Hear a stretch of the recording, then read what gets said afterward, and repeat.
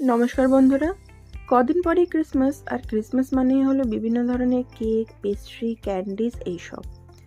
তো আমি কদিন দিয়ে আপনাদের সাথে বিভিন্ন ধরনের কেকের রেসিপি শেয়ার করেছি, তাই ভাবলাম আজকে আপনাদের সাথে একটা ক্যান্ডি রেসিপি শেয়ার করি। আর সেটা বানানো হবে আমাদের ইন্ডিয়ান গুজবেরি মানে আমলকি দিয়ে। চলুন তাহলে শুরু করি। তো তার জন্য আমি এখানে 1 কেজির মতন আমলকি নিয়ে নিয়েছি, আর তারপরে এটাকে স্টিমে 15 মিনিটের জন্য সিদ্ধ করে নিয়েছি।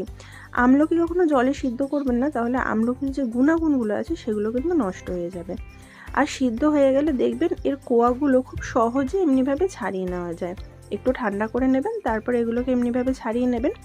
তো আমি সব আমলকিগুলোকে ভালো করে সিদ্ধ করে কোয়াগুলোকে একদম ছাড়িয়ে নিয়েছি।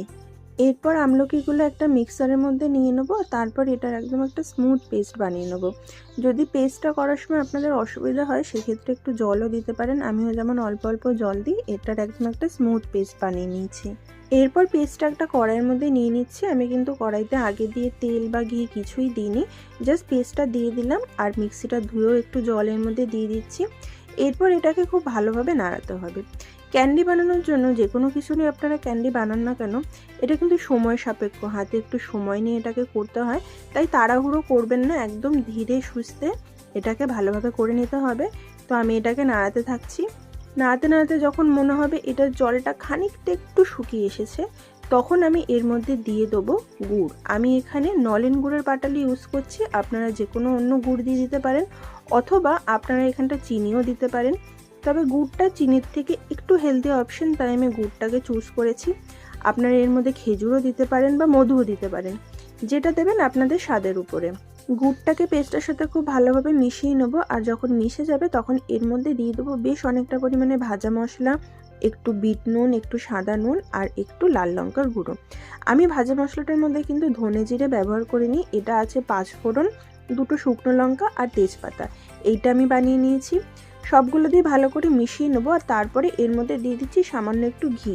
ঘিটা দেওয়ার কারণে কিন্তু আপনাদের এটার মধ্যে খুব সুন্দর একটা গ্লেজ চলে আসবে। এরপর এটাকে খুব ভালো করে মিশিয়ে নেবো। যখন মেশানো হয়ে যাবে তখন একটা অন্য বাটিতে 1 চামচ কর্নফ্লাওয়ার বা আপনারা অ্যারারুটও নিতে পারেন, আর তার মধ্যে সামান্য একটু জল দিয়ে ভালো করে মিশিয়ে নেবেন, আর এটা এর মধ্যে দিয়ে দেবেন। তাহলে আপনাদের জেলিটা মানে যে ক্যান্ডিটা হচ্ছে সেটা কিন্তু একটু থকথকে হওয়া শুরু হয়ে যাবে। এরপর আর কিছু মেশানোর নেই, ব্যাস এটাকে এবার মিলিয়ে যেতে হবে। আর খুব ধৈর্য ধরে এটাকে কিন্তু রান্না করতে হবে ততক্ষণ পর্যন্ত যতক্ষণ এটা একদম কড়াইয়ের তলা ছেড়ে আসছে। বিদেশে কোনো ক্যান্ডিতে এরকম মশলা দেয় কি আমার জানা নেই, তবে আমাদের ইন্ডিয়াতে তো সব কিছুতে একটু মশলা দেওয়া হয়, তাই ক্যান্ডির মধ্যে এবার কেন থাকবে না। আমি এখানে মশলাটা 5 ফোড়ন ব্যবহার করেছি, তবে আপনারা যদি চান ধনে জিরে বা অন্য কোনো মশলা দিয়েও কিন্তু একটু করে নিতে পারেন। তবে মশলা একটু দেবেন, দিলে কিন্তু দেখবেন এর টেস্টটা অনেকটা বেড়ে যাচ্ছে। তো আমার এটা মোটামুটি হয়ে এসেছে, দেখুন কড়াইয়ের তলা ছাড়া শুরু করে দিয়েছে। আমি এটাকে এবার নামিয়ে নেব। একটা থালার মধ্যে একটু তেল ব্রাশ করে নিচ্ছি, তারপর মিশ্রণটা এর মধ্যে ভালোভাবে ছড়িয়ে দেবো যাতে এটা ভালো করে ঠান্ডা হয়ে যায়। কড়াইয়ের মধ্যেও ঠান্ডা করা যেত, তবে যদি কোনো ফ্ল্যাট জায়গার মধ্যে এটাকে এরকমভাবে ছড়িয়ে ঠান্ডা করা হয় তাহলে ঠান্ডাটা ভালো হয়, তাড়াতাড়ি হয়। আর তেলটা এই জন্য দিয়ে দিলাম যাতে এটা পরে ভালোভাবে উঠে যায়। তো আমার দেখুন এটা ঠান্ডা হয়ে গেছে, এটা বেশি সময় লাগে না, মোটামুটি আধা ঘন্টা রেখে দিলে এটা ভালোভাবে ঠান্ডা হয়ে যায়।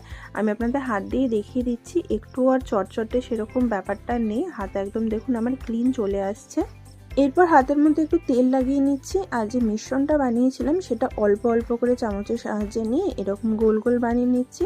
তাহলেই ব্যাস আমাদের ক্যান্ডি বানানো হয়ে গেল।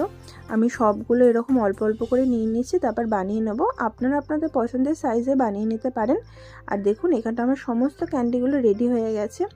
একটা অন্য থালার মধ্যে আমি এখানে কিছুটা চিনি গুঁড়ো করে নিয়ে সেটা নিয়ে নেবো। আমি নর্মাল চিনি এটা নিয়ে নিয়েছি। চিনি গুঁড়োর মধ্যে এরপর যে ক্যান্ডিগুলো বানিয়েছিলাম সেগুলো এক এক করে দিয়ে দেবো, আর চিনির সাথে এটাকে খুব ভালো করে কোট করে নেব। তাহলে পরে সেই চ্যাটচ্যাটে ব্যাপারটাও থাকবে না, খেতেও একটু ভালো লাগবে। তো দেখুন এখানটা আমার সমস্ত ক্যান্ডিগুলো তৈরি হয়ে গেল।